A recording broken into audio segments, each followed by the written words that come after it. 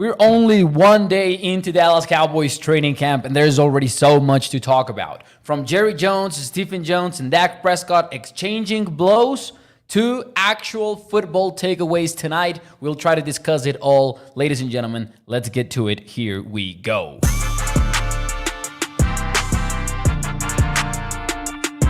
What is up, everyone, and welcome into A to Z Sports Dallas Primetime. I am your host, Mauricio Rodriguez, streaming with you live every Sunday and Thursday night at 8 p.m. Central here on Dallas On Demand Sports Talk Network. We've also got quick videos Mondays, Tuesdays, and Wednesdays. Make sure you subscribe. Ladies and gentlemen, day one of training camp is in the books, at least just including the practices, right? Because the Cowboys technically reported on Wednesday, but Thursday marked two important things. First practice took place, but also the annual Cowboys State of the Union press conference happened. And that is where we will start. And then we'll move on to the actual football takeaways, because we didn't get a lot of that in the press conference. This was actually pretty similar in a way to the pre-draft press conference in April. Cowboys reporters sat there with Stephen Jones, Jerry Jones, and Mike McCarthy for almost an hour. I think the running time was like 49 minutes if you look at the Dallas Cowboys video on their YouTube channel. So it was 50 minutes of press conference with these three characters. Ladies and gentlemen, Mike McCarthy fielded 3 questions, I believe, if my math is not failing me right now, if my memory is not failing me. In over 45 minutes, almost 50, let's call it 50 minutes, Mike McCarthy had 3 answers to offer reporters, because every other question was directed towards Jerry Jones and Stephen Jones around the topic of not having signed Dak Prescott yet, not having signed CeeDee Lamb yet. And I've seen all sorts of responses on social media. I've seen people be like, oh, come on with these reporters. They should be asking about football. They should be asking Mike McCarthy some tough questions. But I want to be honest with you. And man, massive respect to those who actually ask football questions, like Patrick Walker, right? No C hitting Mike McCarthy with a question about the running backs, for example. But I also understand where reporters are coming from. Believe it or not, this is what a lot of fans care about right now. People are concerned about what's going to happen with Dak Prescott. When is CeeDee Lamb going to show up, right? All of that matters to a large portion of the fan base, so a reporter's job is to actually go up there and ask them. It's not the reporter's fault that it's the same conversation that they've been having since April, because the Cowboys have done nothing. Right before the draft in April, Jerry Jones told reporters that, hey, I want to see more leaves fall. Leaves have fallen. Jared Goff got extended. Trevor Lawrence got extended as well. You had the receiver deals with Justin Jefferson, Amon-Ra St. Brown, Jalen Waddle. All of that happened.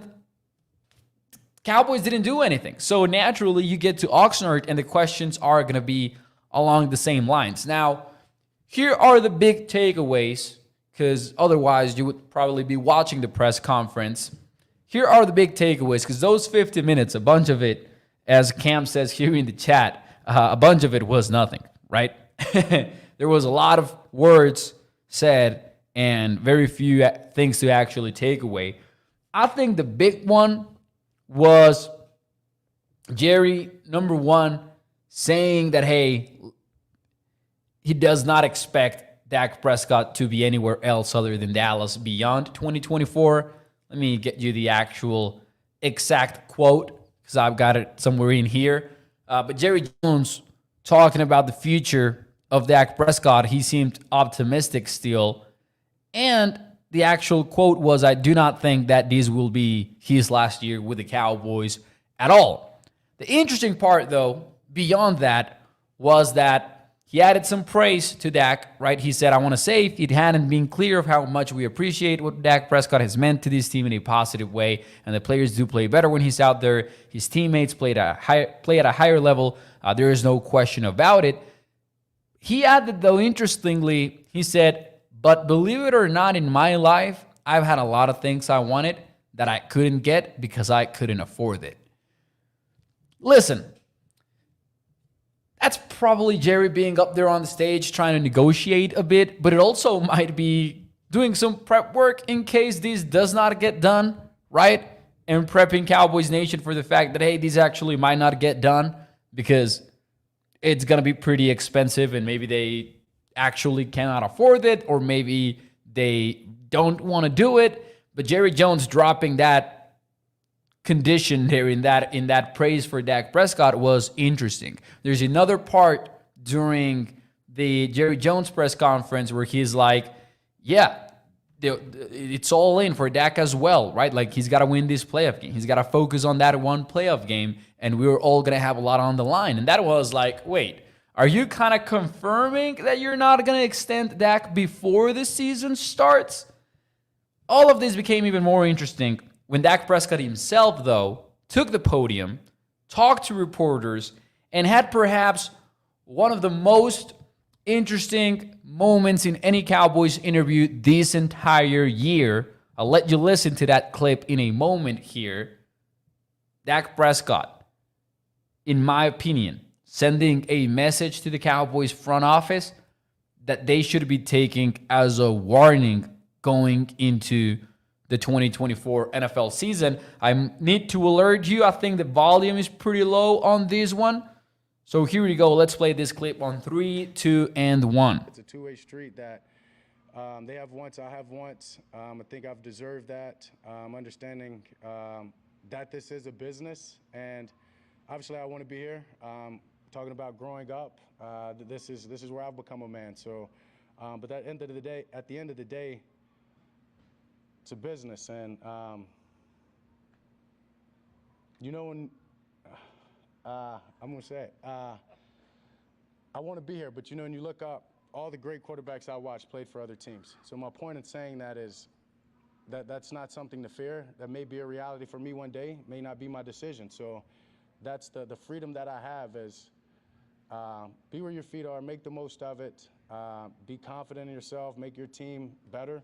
I love my teammates. I love that locker room. I love everything about being out here in Oxnard and being a Dallas Cowboy. So that's what allows me to be free and focused and understand that when time comes, who knows what comes. As I said, I've been through a lot of adversity personally, that it's about, being thankful for where you are, hugging and loving on your loved ones, and taking it one day at a time, and handling the rest when it approaches.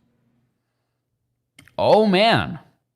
I thought that was quite the message from Dak Prescott there. For those of you who missed it, Dak actually pauses, flashes a wide smile, looks at the PR team for the Cowboys, and it's like, you know what? I'm going to say it, right? And he talks about other quarterbacks playing elsewhere and how, in his words, that is not something to fear, and acknowledging that might be a reality for him in the future, even if it isn't his decision. Basically, what I hear from that is Dak Prescott understanding the situation in which he is, which he absolutely should understand, obviously. He's got all the leverage in the world, and even though he likes it in Dallas, even though he likes to be a Dallas Cowboy, even though he understands everything that surrounds it, right, even from a business point of view, right, the sponsorships that you might get as the Dallas Cowboys quarterback, one of the most premier positions in the entire sport in terms of branding. Even though he understands all that, he also knows that, hey, if I go and play elsewhere, nothing's going to happen to me, right? And not only that, this is something that I do think Jerry Jones might be miscalculating, or at least based on his comments, because when Jerry Jones goes out there and he talks about Dak Prescott having a lot on the line, just as Mike McCarthy, who is also on a one-year deal, I don't think Jerry understands that there's actually not a whole lot on the line for Dak Prescott going into 2024. Because Dak is going to get paid whatever happens in 2024, right? The Cowboys can go out there and have a similar game to the Green Bay Packers won in the playoffs once again. Dak is still going to be paid by one of these teams that absolutely needs a quarterback, right? I'm talking about the Giants of the world. They're not worried about taking the next step in the playoffs. They're worried about getting into the playoffs in the first place. Same goes for the Raiders. Same goes for a team like the Saints, maybe a team that is disappointed with its young quarterback that wants to take another route will also be in the mix for Dak Prescott. There are going to be a lot of teams making up a line to get Dak services should he become available in 2025. So I'm not sure if Jerry Jones is actually calculating this one right, in the sense that there's actually not that much on the line for Dak. There's a lot on the line for them, because if they keep messing around and waiting around to get this done, I'm not sure Dak picks up that phone, or Dak's camp picks up that phone if they're trying to get him a deal after the 2024 season, before free agency opens. Because at that point, why would Dak Prescott and company not be like, let's see what's on the other side of this, and let's see what we are offered in the free market, in free agency? So, first and foremost, I do think there's a miscalculation there from the Joneses, right? I don't think the fact that Dak has 1 year left on his deal is actually something that should apply pressure to the quarterback. I think he understands the position that he's at, and it would take like a major collapse throughout the entire season for Prescott to not receive what he wants in 2025. Now, I also view Dak's stance as like, hey, I know what I am worth in the market. I know what teams would pay to get me. It's time to get that done, right? He's showing up to training camp. He will play the season, if it comes to that, on a contract year, and Dak will do his part. Now the question is, do the Cowboys want to dance? And it's interesting that Dak actually flipped it on the Cowboys. For a long time, the Cowboys have been like, hey, it takes two to tango. These agents, they're pretty tough on us.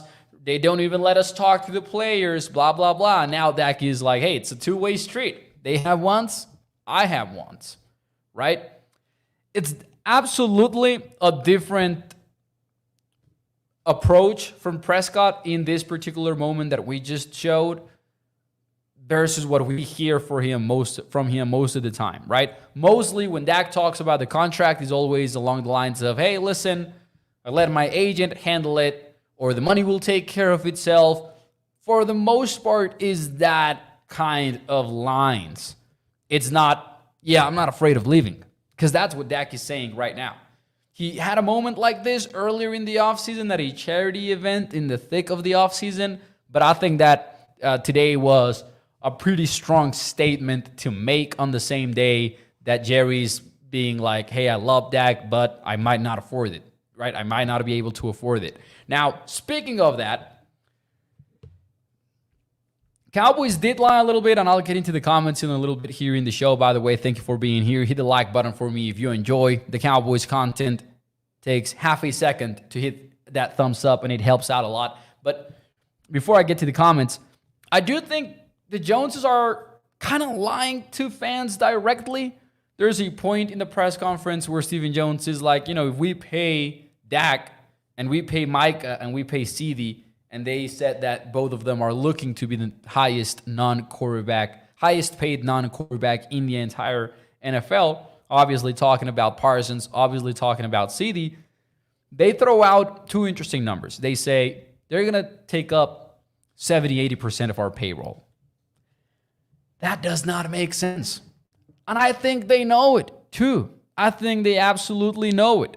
But if you do the math and you look at what the salary cap is set to right now, and you look at the top cap hits, forget about the actual salary, going out of the pockets of the Cowboys, like just looking at the cap hits, which in the words of the Cowboys is what is keeping them from doing this business, because Jerry was even saying like, it's not the dollar amount, it's the salary cap restrictions. That's what he was trying to say.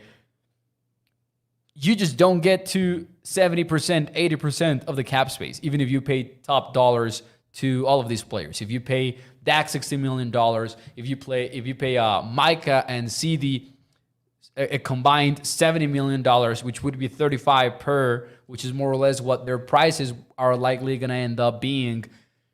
You don't get to 50-60% of the salary cap space, and Jerry and Stevens are being like, oh yeah, 70-80% of the cap space, those three are going to occupy it if we pay all of them. It's just not true. Like, mathematically, verifiably untrue statement from the Joneses. And you pair that with the fact that you look at other teams that are actually paying everybody, like the Eagles. Shout out to Jason Fitzgerald from overthecap.com, who put out a tweet explaining that there are 14 teams with a $40 million quarterback in today's NFL. That includes the Cowboys, right? 14 teams, almost half the league, with a $40 million quarterback. The Cowboys are one of three among those 14 that do not have another player making over $20 million per year. The Eagles have 5 of them, right? So how are the Cowboys going to sit there and be like, you just cannot do it? Of course you can't do it. There are teams that do it. There are teams that are actually doing this. It's not unprecedented. There are multiple teams doing it. Again, 14 teams with a $40 million quarterback, and there's only 3 with no other $20 million player, and the Eagles with 5 of those. If the Cowboys, 1, wanted to do it, and 2, knew how to do it, and obviously I would assume they know how to do it, but if they were more proactive with their salary cap management, if they were much more aggressive with the early extensions and all that, maybe they would be better off in terms of the salary cap space and in a better position to actually get this done, like the Eagles, who are proactive and that did a lot of option years in Jalen Hurts' deal just to manipulate the salary cap, which we don't see a lot of with the Cowboys, honestly, when they're doing their own contracts. There are ways to go about it, but the Cowboys are just kind of like trying to wave it off and be like, yeah, we just cannot do it. And the thing about it is that, and I've seen some people on social media be like, do they think we don't know? Here's the thing. I think most Cowboys fans don't know. Most Cowboys fans will never hear about this press conference in the first place. Even diehard fans don't watch all of these pressers. I know that before I started covering the Cowboys in 2017, I did not watch the pressers, right? I was just a fan that I really cared about the team, watched every game, knew every player, heard a bunch of podcasts. I wasn't listening to the entire pressers, but most fans don't even watch this stuff. Most fans will take their words for it whenever they read it on ESPN, whenever they hear about it, whenever they catch up with the information. And if they hear, 70-80% of the cap space between 3 players, they're going to be like, heck no, they're right. They shouldn't be paying these guys, especially not when we have not won a playoff game. That's going to be the mindset of most Cowboys fans, I believe. I think the diehard fans who are really looking into the numbers and being like, well, this doesn't add up because there are teams doing that, right? How many Cowboys fans are going to be like, wait a minute, but Howie Roseman and the Eagles do this and this and that and the other? Most fans are not in tune with all that. And I think, quite honestly, the Cowboys are fine with a small portion of the fan base who is really, like I would assume most people watching this video, because I know that here at A to Z Sports Dallas, we've got people that actually want to be like in the know of how things are going down in the world of the Dallas Cowboys. I think the Cowboys brass maybe doesn't care that much about it. Here's what happened at one moment in the presser, in case you didn't watch it. In case you guys didn't watch it, somebody asks, and I'm sorry, I cannot remember who it was. Somebody asks Jerry and Stephen, like, hey, what is the feeling of season ticket holders, right? Because those are expensive. Season tickets are expensive. Not only that, it's tough to even get them in the first place, right? They ask them, how do they feel about this team? Are they frustrated? Are they excited about the new season and all that? Ooh, Jerry and Stephen love that question because they started smiling right about, especially Jerry. But Stephen Jones didn't hesitate to be like, we had the highest renewal rate in the entire, ever. We had the highest renewal rate ever. And Jerry jumps in and he's like, and fastest in the NFL ever.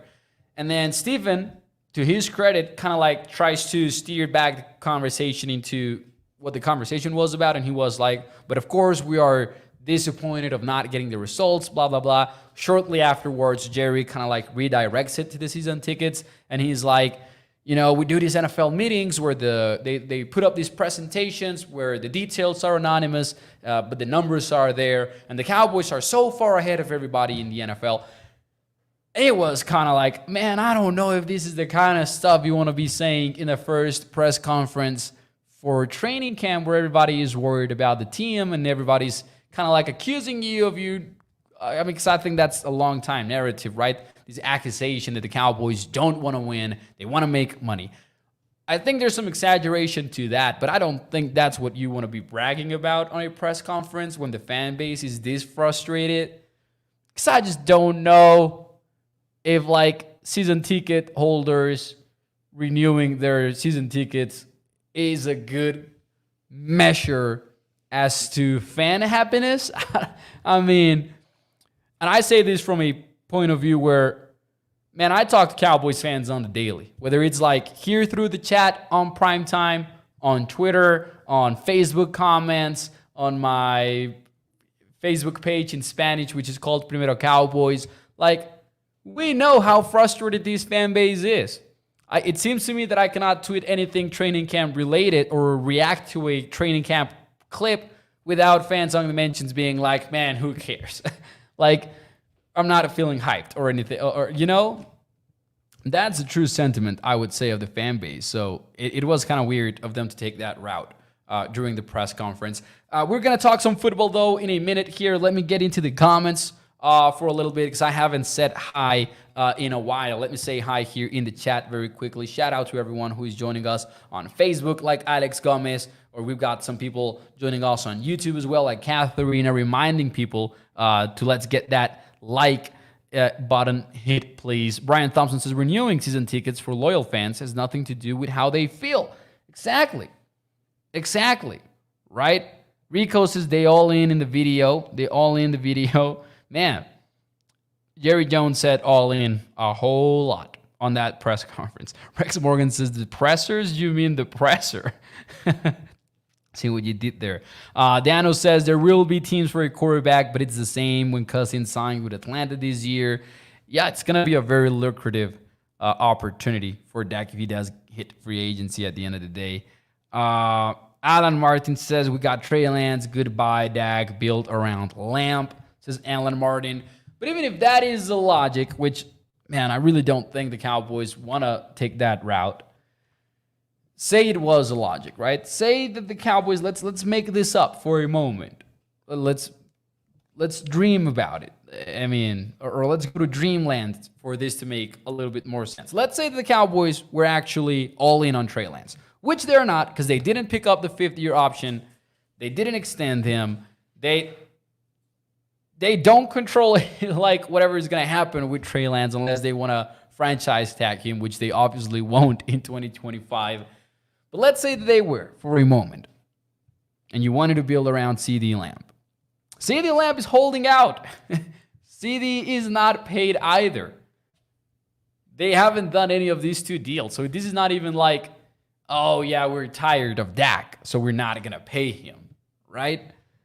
It's wild. It's wild that whatever route they could be taking, because again, if the answer was that the Cowboys don't want Dak Prescott anymore, they should have traded him a year ago or this offseason, like in January.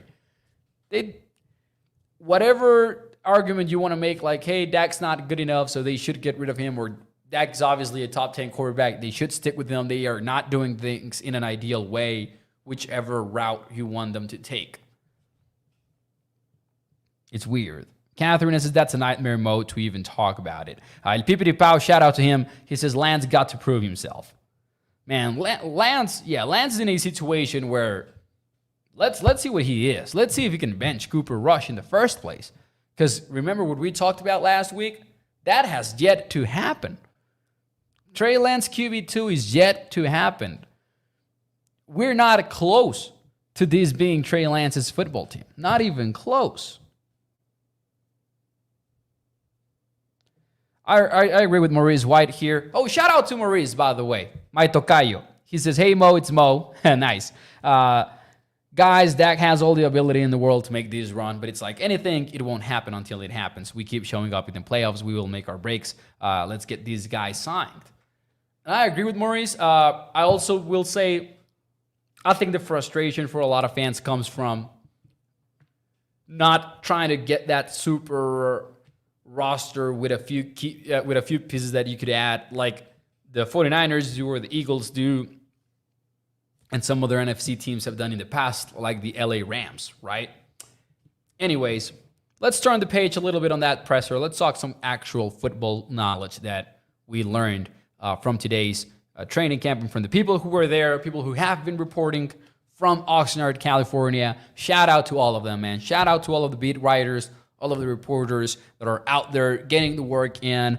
People like Brian Broaddus, people like John Machota, people like Nick Harris from DallasCowboys.com, Patrick Walker, everyone who is out there at a camp. And I hate mentioning names because you inevitably omit people, but everyone who's out there reporting, getting the work in, massive respect because they allow us to get these conversations going in the first place. I want to start with Mazi Smith because if there's, in my opinion, you cannot do a winners and losers series of one practice of training camp. But if there's somebody that can be immediately called a winner, I would say it's Mazi Smith just because of his weight. We've been talking about Mazi's weight so much since last year when he was weighing under 300 pounds and looking more like a 3 technique than a nose tackle. Well, Mazi looks like a nose tackle now, though. He looks like a nose tackle now.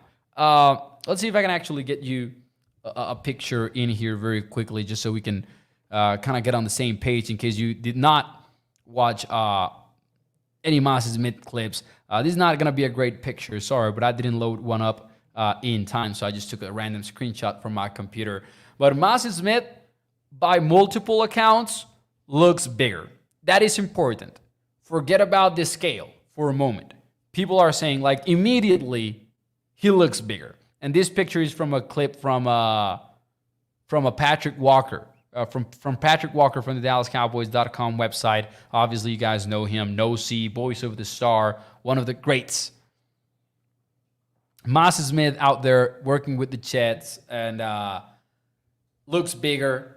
Brian Broaddus got some answers on Twitter. The number is 310 pounds. That is much bigger than last year, right? Last year, we were working with the 293 pounds. So, right off the bat, I would say he is a winner because that's the first test, and he already passed it, right? He's already checked that box that we've all been very concerned about because, man, if he did not show up with the weight down, right? Now we would be sounding the alarms, right? If he had shown up with the same weight as last year, we would be worried already about the Cowboys' defensive tackles, which, to be fair, we still are worried. I still think it's one of the weakest positions on the roster, but I understand that if Mazi Smith comes in and is who he was supposed to be as a rookie, right? This run-stopping nose tackle that can eat gaps, that can occupy space and make life easier on the second-level linebackers, then that's applause-worthy, right?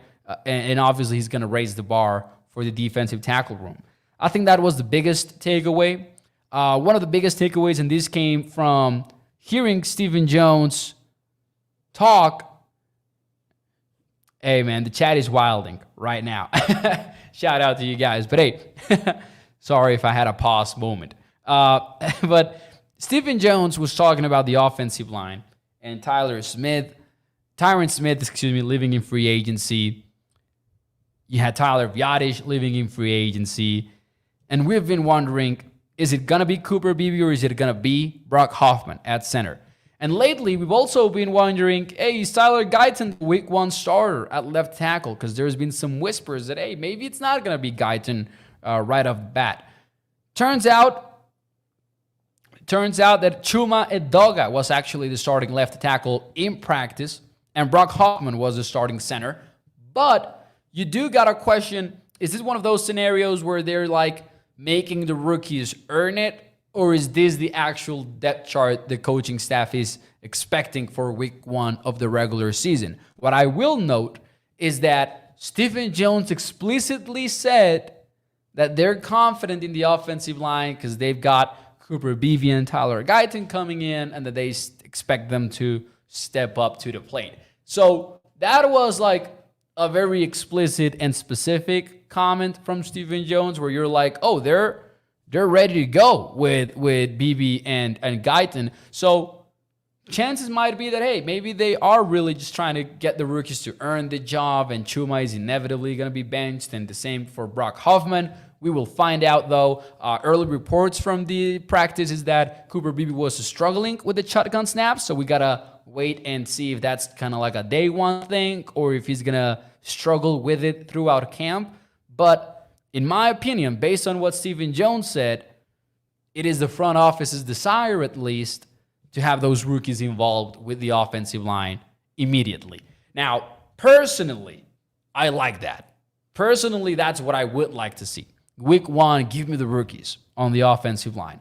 It's going to be a nightmare maybe to see Guyton go up against Myles Garrett, Defensive Player of the Year, and one of the scariest NFL defenders that there are in football. But it's also one of those things where you're like, let's throw him to the fire, right? Let's see him against one of the best pass rushers immediately. And I don't think anyone is excited about Chuma Edoga at left tackle anyways. Maybe Chuma Edoga at left guard, but not at left tackle, right? Based on what we saw last year. Now with Cooper Beebe, we all know how we feel about Cooper Beebe. We just want to see him on the field, right? We want to see Cooper Beebe being that nasty blocker in the run game immediately. But also shout out to Brock. Like, he's been pretty decent and he deserves a shot at it. But I thought Stephen Jones saying that was pretty interesting. Now, having said that, and beyond the starting roles, they're clearly higher on Chuma than many of us thought they would be. Like, I had my questions as to whether or not Chuma was going to be on the 53-man roster. If he's your starting left tackle in day 1 of training camp, it might be one of those situations where you're like, okay, he's making the roster. And that might be in bad news for that might be bad news for Matt Waletzko, bad news for Josh Ball. We'll see. But seems like they like Chuma more than we do. And Dano says Chuma is trash. We better hope Guyton is ready. Rico Jones is also like Chuma and the wide-eyed emoji, you know? Oh, hell no on Chuma, says Katharina. I'm just saying, Chuma Edoga was the starting left tackle today. And I don't know. And we kind of had some warnings to that before training camp, right? Some people were saying, hey, watch out for Chuma Edoga here and there. So we'll see what happens. I ultimately believe they just want the rookies to actually go out there and earn it, right? Other than that, there was an insane grab from Jalen Tolbert. Back shoulder throw on a fade route. John Machota had that clip. Forgot to download it, man. I'm a mess with my files on my computer. I'm sorry about that. But Jalen Tolbert apparently stood out from the first day of practice. So we'll see. It's obviously just one day. Strong day for the defensive backs, according to multiple people. I saw Cal Humans tweeted about it. I saw Brian Broaddus talk about it on the Bush Lombardi channel. That's a great conversation. You guys should totally check it out, by the way. So it seems like, we're back. Football is absolutely back. It's going to be a cool weekend of seeing what happens with the Cowboys in training camp. But today I did want to focus a little bit more on the press conference blows that were taking place. And I'm going to be honest with you, I don't feel like we learned a lot from the press conference as far as football is concerned. Because again, Mike McCarthy had like 3 questions to answer, and one of those was contract related as well. I think it was Jane Slater, Jane Slater always ranks it on the pressers. Mad respect to her, by the way. She always presses the Joneses. And she asked Mike McCarthy about, hey, do you share like their comfort in having a contract year? And Mike was like, cannot even think about it. Like, I'm thinking about football right now. And obviously that's the correct answer that Mike McCarthy can give you. Talked briefly about the running backs, right? Talked about 6H, talked about Rico Dowdle. I think nothing too new there. We just should expect a running back by committee. So that's what they talked about as well there. But again, not a whole lot. Obviously, over the next few days, that is likely going to change when we get those Mike McCarthy pressers by himself. There were some comments about having some looks with 2 backs on the field, right? So maybe some 21 personnel on the field. Don't know how we should feel about that, but we'll see, right, when it happens, because I do wonder. I love 21 personnel in football. I do. Like, I love watching the 49ers go out there in these condensed formations, get a Kyle Juszczyk in there, right? And I like some of these teams that do that. But I also look at the Cowboys personnel specifically, and I'm like, do we want Rico and Sick on the field at the same time? Because consider this. They're not exactly pass receiving. I mean, they're not exactly receiving backs. Neither of those two. I mean, Rico can do it, I'm sure, but it's not like their specialty. Like with Kyle Juszczyk, you could get him on the field, 21 personnel. That's a fullback that can block. He can run routes, and I'm talking about him running deep corner routes, because if you watch 49ers film, that's what you will come across. I'm just not, I need to see it before I buy into the 21 personnel thing with the Cowboys personally. I need to see what that looks like. Other than that, man, again, we just got to wait. We'll find out more as we go. Brian Broaddus said that Maurice Leofau got a lot of play on defense. He talked about Micah Parsons being whooped around and the Cowboys defense looking a lot different, or at least more multiple. Talked about the Marcus Lawrence moving around from the defensive line. Again, I do recommend you checking that out with Brian Broaddus and Bosch, because they did a tremendous job kind of like breaking all of that aspect down. I'm sure by Sunday, we'll get a lot more to talk about here on the show. Ladies and gentlemen, hit the like button for me if you enjoyed the show. I will see you on Sunday at 8 p.m. Central. It's crazy that it's already Thursday, but I'll see you all Sunday night, 8 p.m. Central. As always, ladies and gentlemen, have a good one. Bye-bye. Woo! Football is kind of back. I'm glad. Football is kind of back.